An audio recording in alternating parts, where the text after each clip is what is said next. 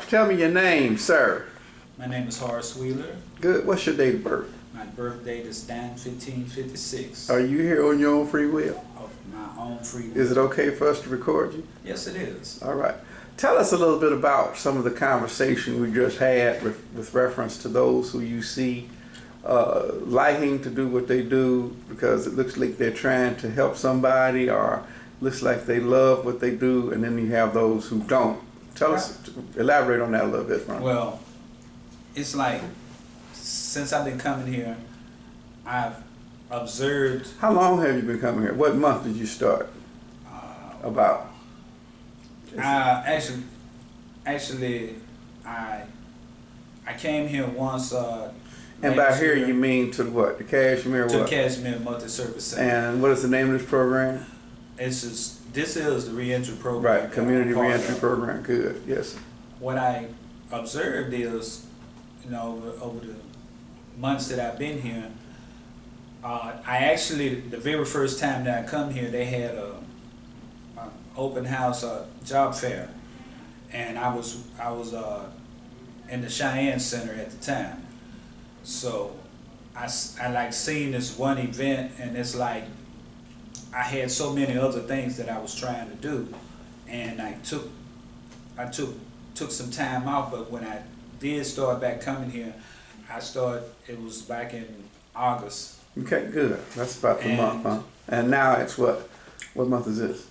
This is the month of September. Good, good. Day of the 27th. Good, excellent. And so I've observed several people that work here, and they go above and beyond, because you have a couple of people, if you're observant, they're doing their work and other people's work. There's other people here that could do, but they just do the minimum. I see what you're saying. Basically, I think that when a program is supposed to be doing something, then it needs people that have initiative. Sometimes the supervisor ain't gonna be around, so you have to make decisions. There are people like, take like Miss Shana for instance.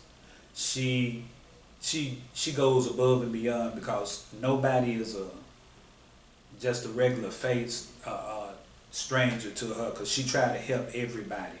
She goes above and beyond sometimes. I've observed her in many instances, and it's like I talk with other people, and most of them, when it comes to, everybody's of the opinion that she goes that extra mile. I got you. And that's with respect to other people in the program.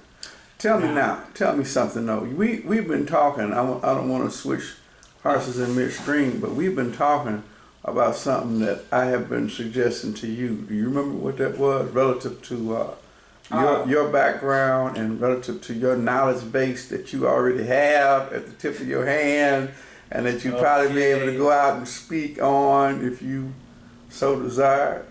What was that? What was that subject? Well, at one time, we talked about the Native American experience here in the Americas, because we, as black people, we know that our people were here a long time ago. Our people also intermixed with the native people of America, aka the First Nation people. That's why the Native Americans call themselves the First Nation people. I got you. And what tribe, I hate to cut you off, but what tribe are you associated with that you know of, that your people have told you that you were? Well, my mother, she said that through her father, she was Blackfoot. My father. And this is in what part of the country? What state?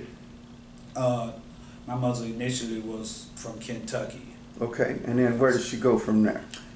She ended up in Tennessee. Right. What city?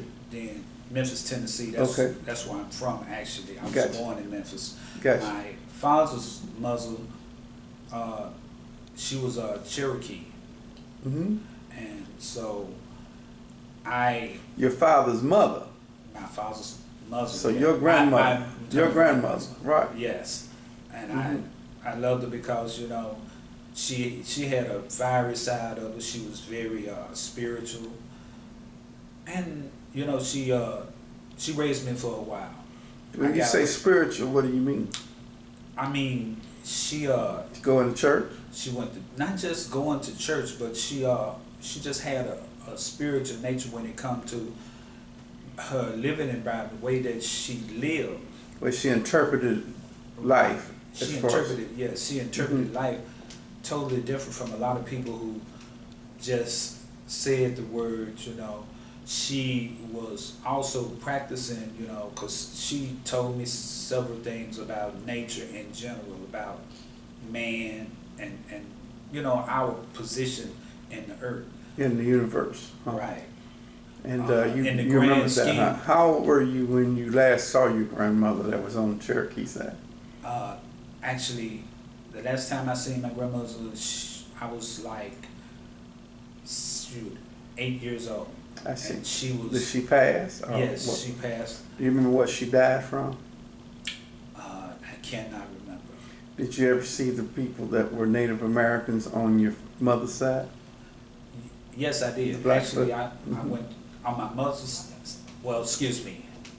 On my mother's side, I only seen like one person, but I know that they were practicing from a long time because her father, like I said, he taught her a lot of things. I guess. Your mom shared those with you? Okay. For example, give me an example. You know, it's like the tribes, they like to call themselves clan. They call themselves the first people, so I refer to them as that. The East was relative to knowledge, and it was also a place of birth. So when they face the East, that they have a totem for the East, that is, they have the eagle that sits in the East. Then there's the totem for the South, which it varies from tribes. Now, some tribes have the coyote, some tribes will have the field mice. It varies, like I said, from tribe to tribe. And as the year go on, these totems represent a part of the year. Just like when you get to the West is always represented by a bear for most of them. And the bear is symbolic to strength. You understand? He's also wisdom. Then you get to the North. The North is like the last phase in life. You're getting ready to bury the old season and a new season rebirths. And this is symbolic to the buffalo for a lot of tribes in the western region. In the northern and northeast regions, though, it might be an elk or an antelope, deer. Gotcha. What is this? Go ahead. Excuse me, sir. These entities are not worshipped, as some people erroneously think that the Native Americans, that we worship these entities. No, we don't worship them.